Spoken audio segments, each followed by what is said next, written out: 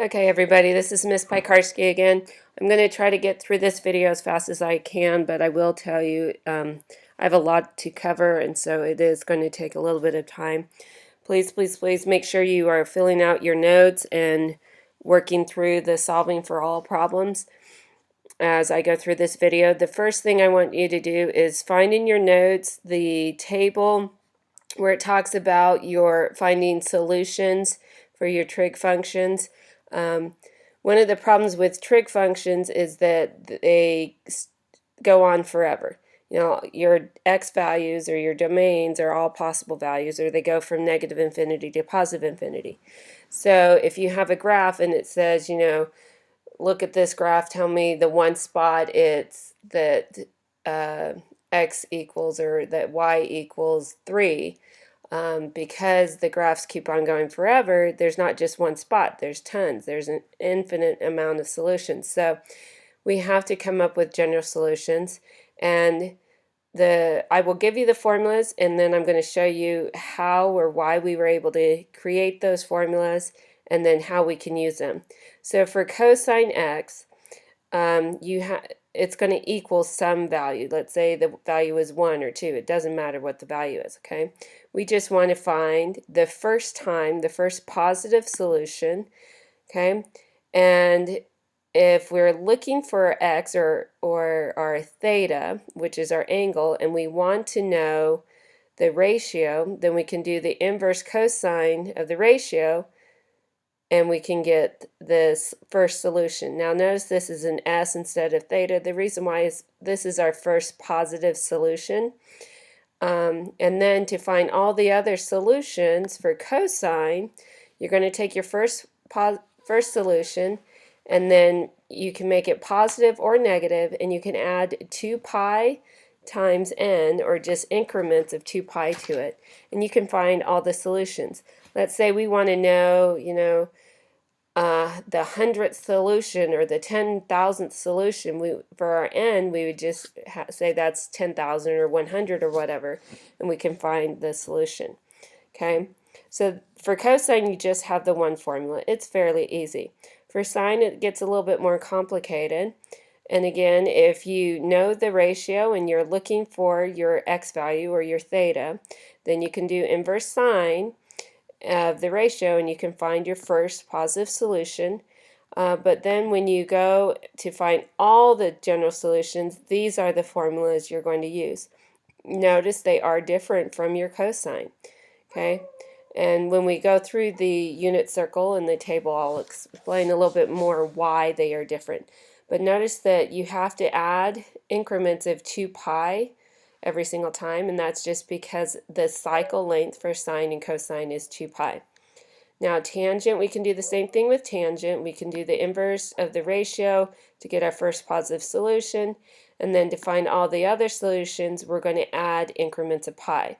Notice it's increments of pi here instead of 2 pi because the period length for tangent is just pi. And also notice that we don't have a plus or minus here, it's just a plus, mainly because if n is negative, then you end up subtracting anyway. All right, so those are the 3 solutions. Make sure you have those written down, and let me show you how we're getting them. Okay, so for look at your solving for all worksheet. And the first thing that we are going to do is find when cosine x is equal to negative 1/2. Well, there's several ways we can solve this. We can graph it, and if you look at our cosine function, it goes on and on forever and a day. It'll keep on going that way, and it'll keep on going this way. And what we've done is we graphed cosine x in f of 1, and then in f of 2, we just graph the line y equals negative 1/2. So that the dotted line is a negative 1/2, and the solid line is cosine x. So to find the solutions, we would just find the intersecting points here.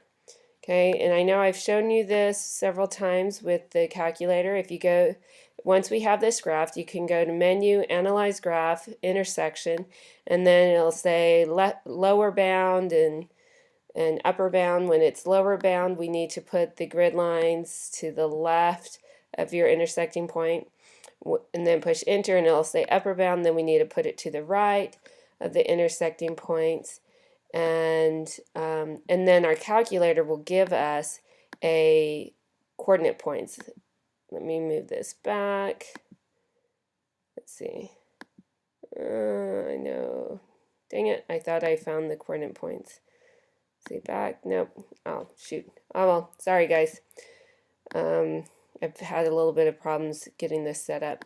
All right, so basically the calculator, let me see. When we do the coordinates, it would be x is 2.09. And that's what the calculator will tell us our x value is, and our y value, of course, would be negative 0.5 or 0.5. Now, the problem with this is our calculator does not want to give us an exact answer. They're just giving us a decimal here. But if we wanted to not graph it, to just do inverse cosine of negative 1/2, we'll get a longer decimal, we'll get the extra decimals there. But again, that's not an exact answer, and you know me, I don't want rounded answers like this. That's not what I want. I want exact answers like this. Well, Miss Bajkarski, being a math person, I know that if I wanted to get 2.0944, that is approximately equal to 2 pi over 3.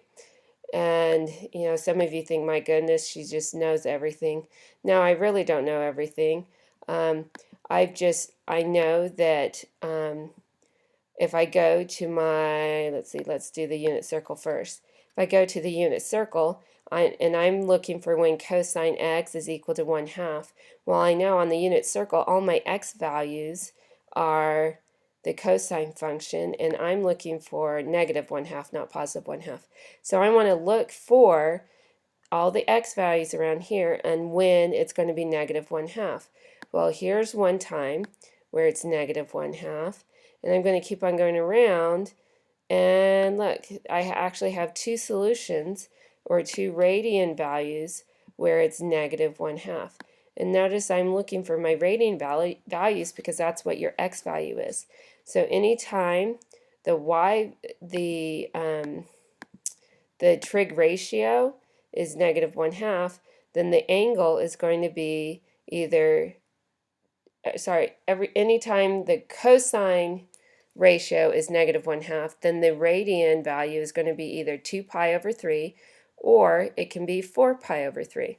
Well, the problem with these solutions is I can keep going around and around and around and around and around in this unit circle, and the radians will keep getting bigger, but it will only be coterminal angles to these two coterminals that'll give me this negative 1/2 ratio. So, and that's where we're getting all these up and downs. All these solutions are just every single time we keep going around that unit circle and increasing our radians, we're just hitting the same spot. So that's why we have so many solutions there. Okay, and let's say I totally lost my unit circle and I had no idea where it was, or I lent it to a friend.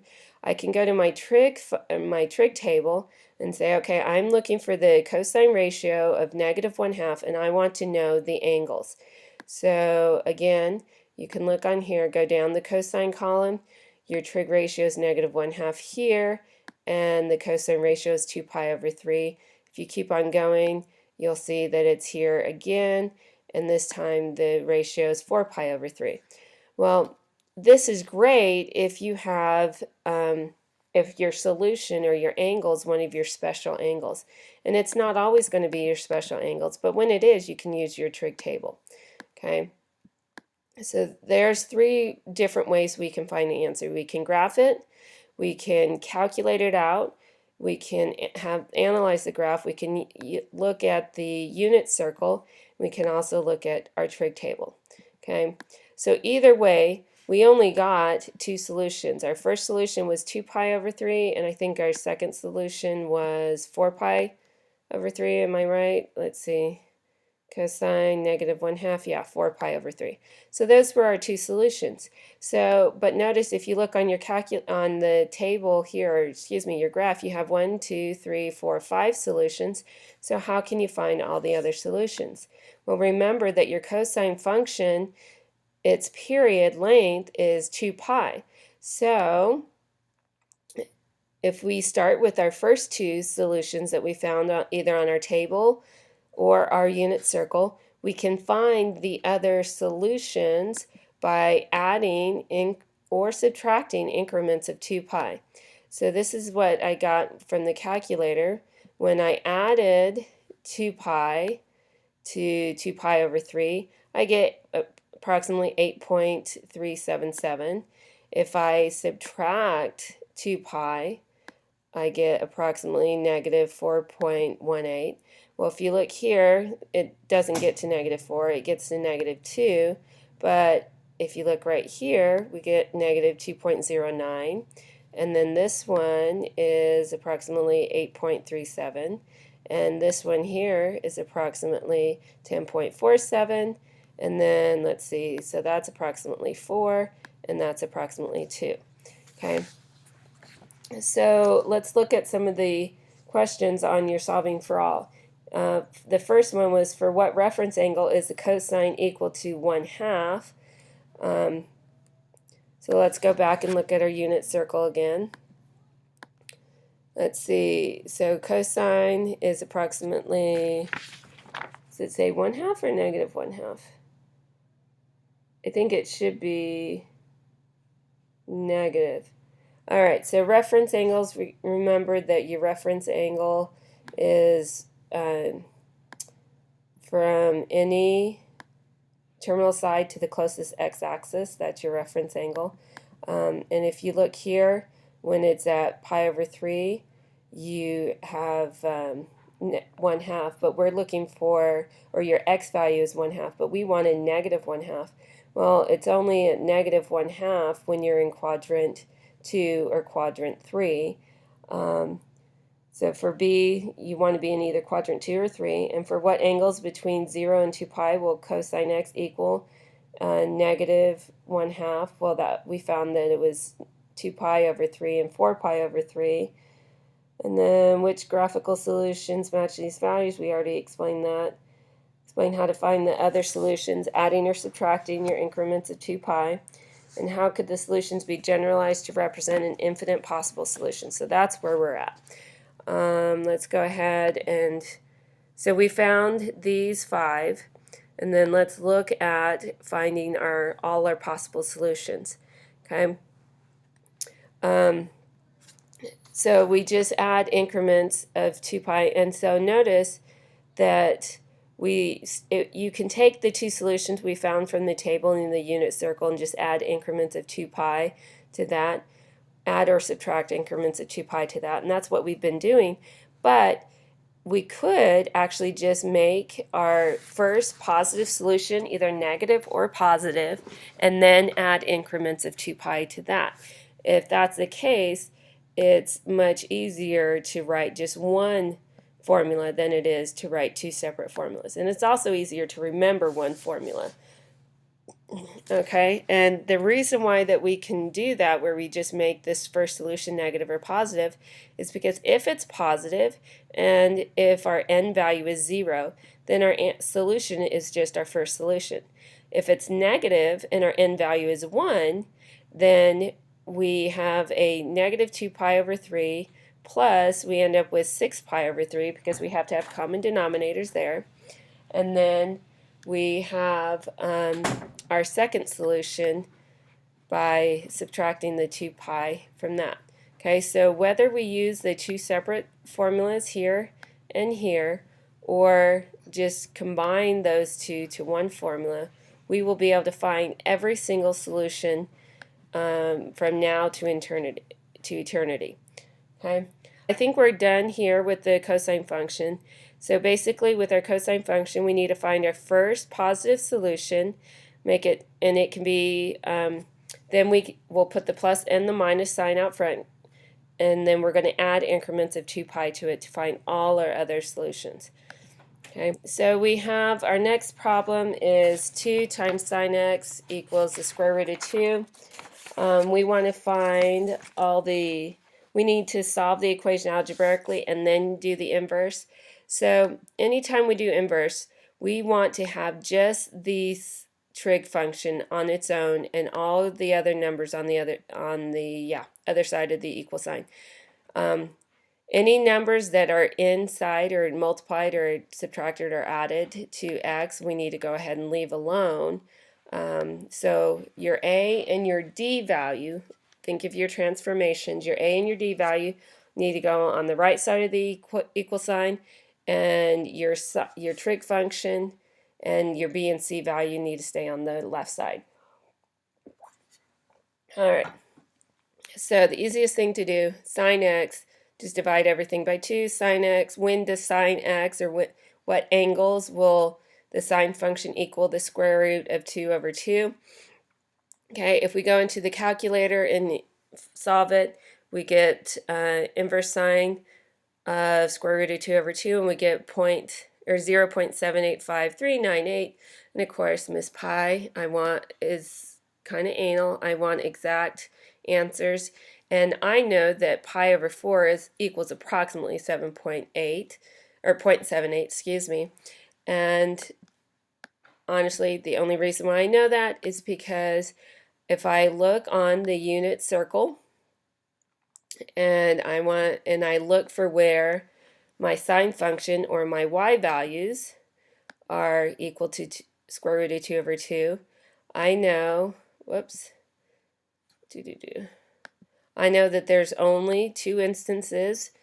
Now remember, with your unit circle, your y values are your sine functions, or your sine ratios.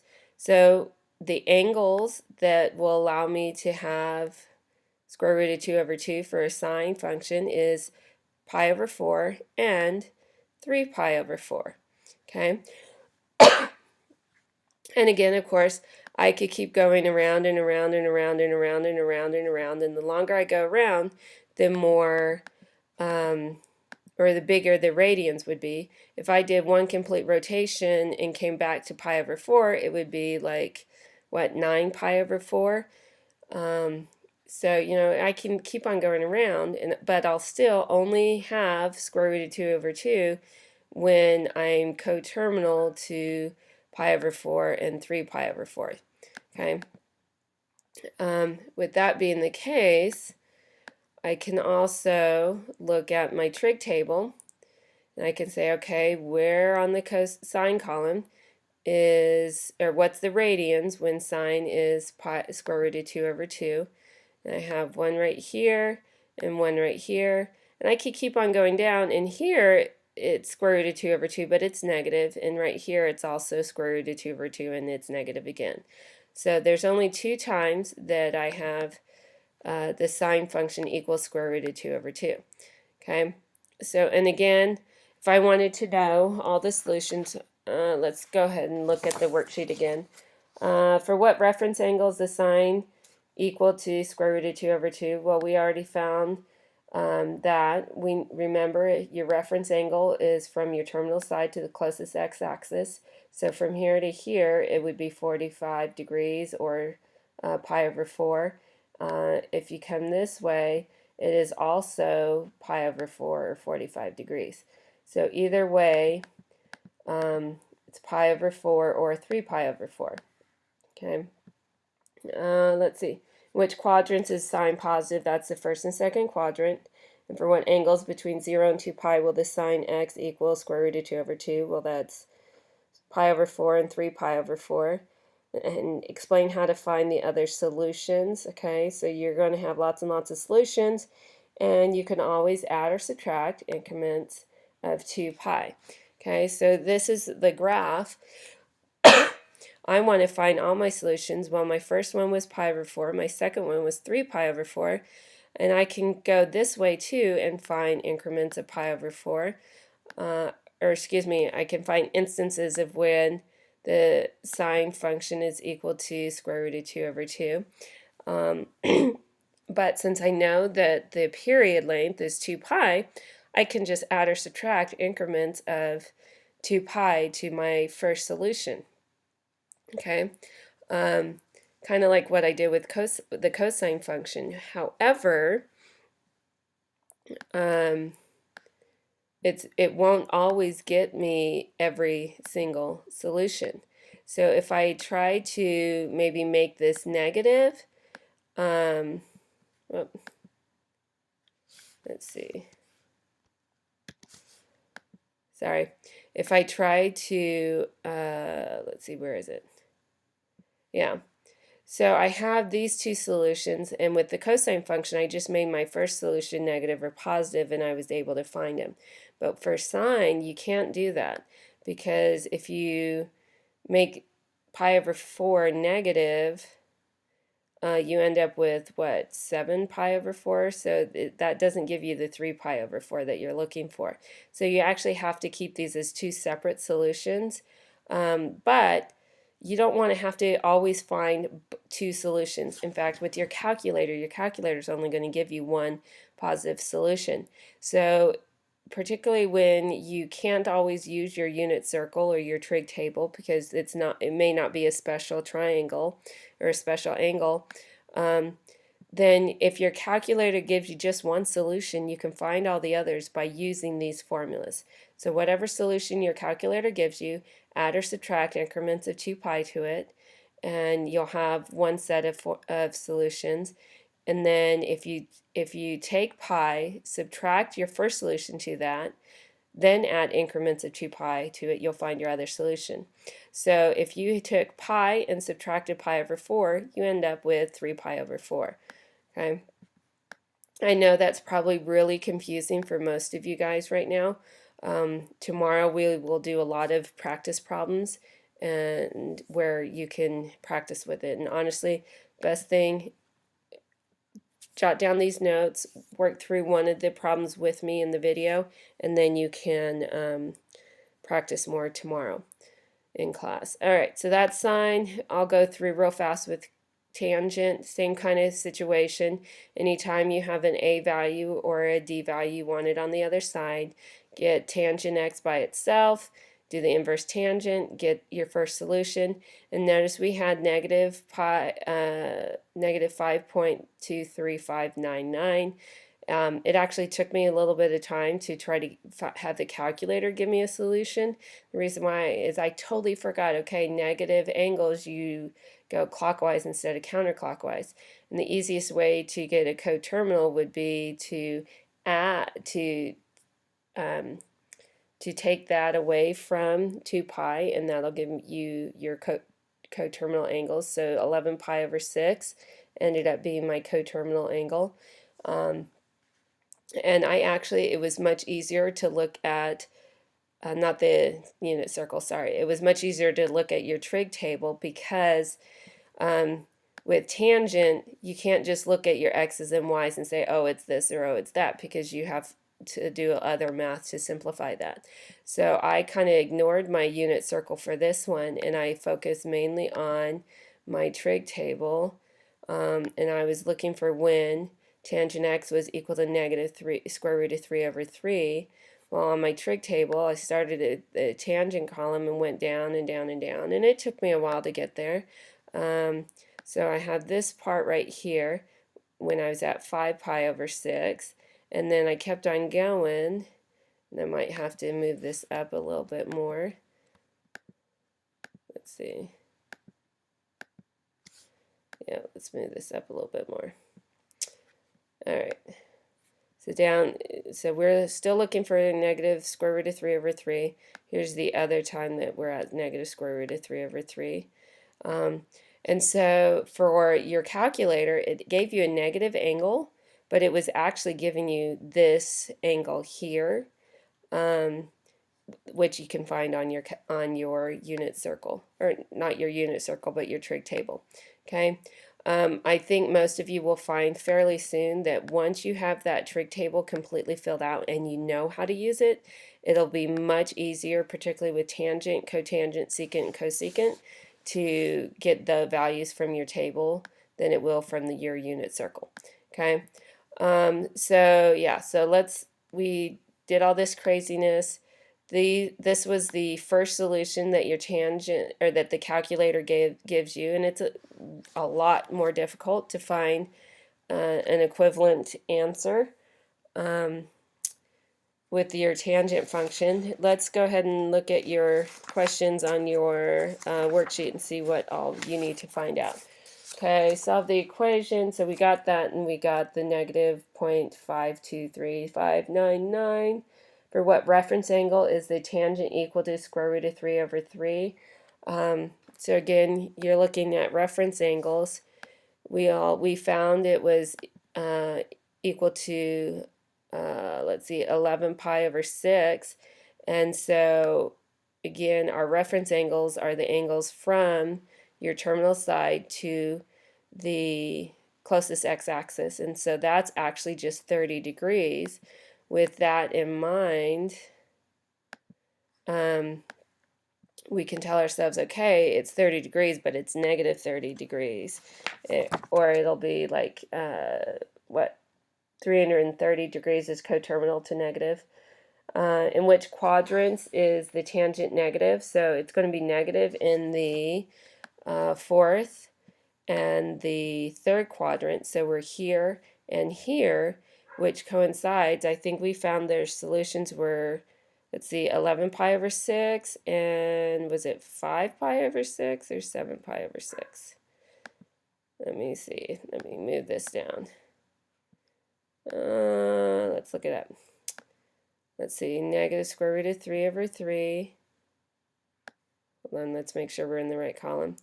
So at 5 pi over 6, sorry, 5 pi, yeah, 5 pi over 6, and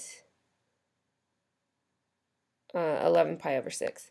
You know, I think I said the tangent was negative in the third and fourth quadrant. Sorry, it's negative in the second and fourth quadrant. It's only positive in the first and third. Sorry. I know it's super confusing. It's so hard to remember all that stuff. That's why you have your unit circle so you can look at it. All right, so that's for tangent. I know we're going through this and it's taking forever. Let's go ahead and move on. So what that looks like on your calculators, you have all of these values, and you keep intersecting your coordinate or your graph. And you'll find that if you just take your first solution and add and subtract increments of pi to it, you'll find all your positive solutions. And guys, I will tell you, these formulas that I'm giving you here, I went ahead and gave these formulas to my college students because they are so much easier than what the college textbooks were giving the students, and several of their test questions were easily solved by using these formulas. So I know that they seem complicated, but this is a complicated topic, and these formulas are by far the easiest method to solving for all your solutions. Okay, so let's look at how we would apply these solutions. Let's say we had these functions. We wanted to know when is 2 times cosine x equal to negative square root of 3, and we want to know all the solutions from 0 to 2 pi.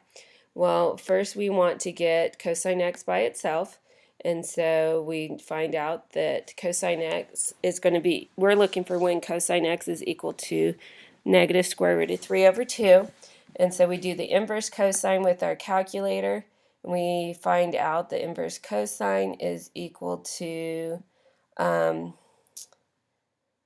well, our calculator is going to give us a decimal, but we look at our unit table, or our trig table, excuse me.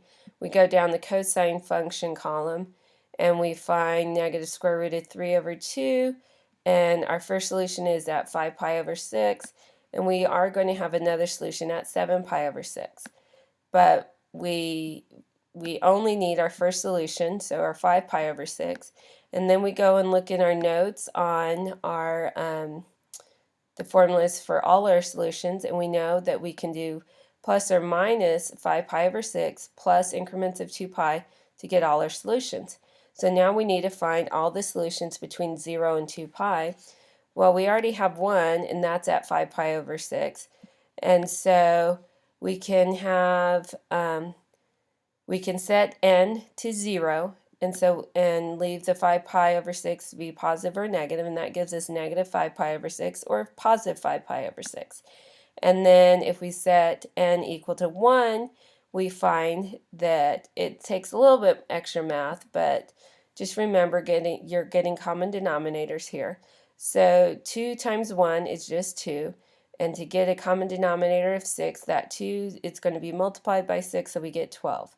Well, if our first solution is negative, we get negative 5 pi plus 12 pi over 6. If it's positive, we get this 5 pi plus 12 pi over 6. And when you reduce that, you get either 7 pi over 6 or 17 pi over 6.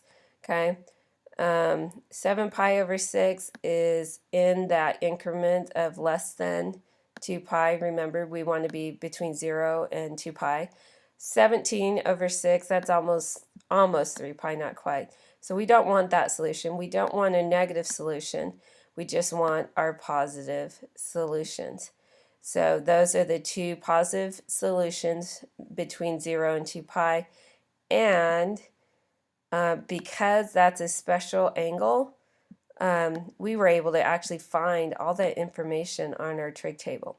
Now, it's really nice if you can find it on your trig table, but I will tell you, you can't always find it on your trig table. So with this and the problems we're doing tomorrow, if you can find it on the trig table, I want you to first do the math and then check your trig table and verify your answers. Okay? All right, let's look at 2 more problems super fast. Whoops. We want to know when tangent x is equal to 1. Let's verify our answers first, and then we will check on the trig table. Well, let's find our first positive solution. So tangent x is going to be 1 at pi over 4. So then let's look at this. We get pi over 4. Of course, remember your calculator is going to give you a decimal, and we don't like decimals. We like exact answers. So then I'm going to add increments of pi times n, and the first solution, I'll have n is equal to 0. So my first solution is just pi over 4. Then when n is equal to 1 or negative 1, I'll find some solutions. And the first one, oh, I probably should move this. Let me move this. Yeah. The first one, when n is 1, when I do all the math, I get common denominators. I end up with negative 3 pi over 4 or 5 pi over 4. And when when n is 2, I end up with, well, let's see, I think I only did it when with a positive 2, not a negative 2. Yeah. If n was a negative 2, it'd be too small. It's way below our values because we want it to be a positive number. Anyway, so I left it at positive 2 just to make sure I didn't have another solution hiding there somewhere. And I got this 9 pi over 4. Well, 9 pi over 4 is actually more than 2 pi. So that's not a viable solution. This is not a viable solution because it's negative. But my 5 pi over 4 and my pi over 4, those are 2 solutions that work. Now that I'm pretty sure that I did all my math right, I'm going to check my trig table and verify. Let's see, when tangent is 1, pi over 4, keep on going down, and 5 pi over 4. Very good. So I did all my math right, and I was able to check it. Last one that I want to look at is when an example for when we're solving for sine x. In this case, I'm going to divide by negative 2. and I get sine x equals -1/2. I do the inverse. My calculator gives me this decimal. I'm going to look at my trig table. Let me pull up my trig table again. And let me move it over here. So sine of -1/2, and I find my first solution is at 7 pi over 6. And so I plug in 7 pi over 6 into the two solutions. With the first one, n is first going to be 0, and I get my just 7 pi over 6. With the second formula, I'm going to do pi minus 7 pi over 6 right here, and then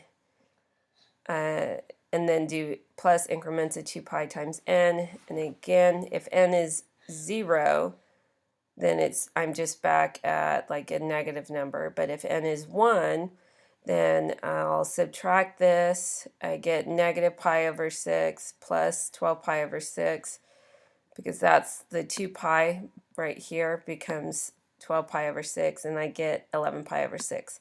Well, that ends up being the two solutions that are on the trig table as well. And I will tell you, I know most of you are like, why am I doing all this work when I can just look at the trig table and get all the answers right from the trig table? Well, this only works if you have a angle that's in increments of 30, 45, or 60 degrees, or pi over 6, pi over 4, or pi over 3 radians, okay? A lot of times you won't have those easy solutions, but you can still use your general formulas. You just plug in your the equation into your calculator, and if it's not one of your easy solutions or angles, you can just use the decimal and then use these general formulas, okay? I know this was a lot of work. I really hope you guys study it and take notes, because those of you that have to watch it in class are going to miss out on all the practice problems that we're doing in class. All right. Good night. Bye.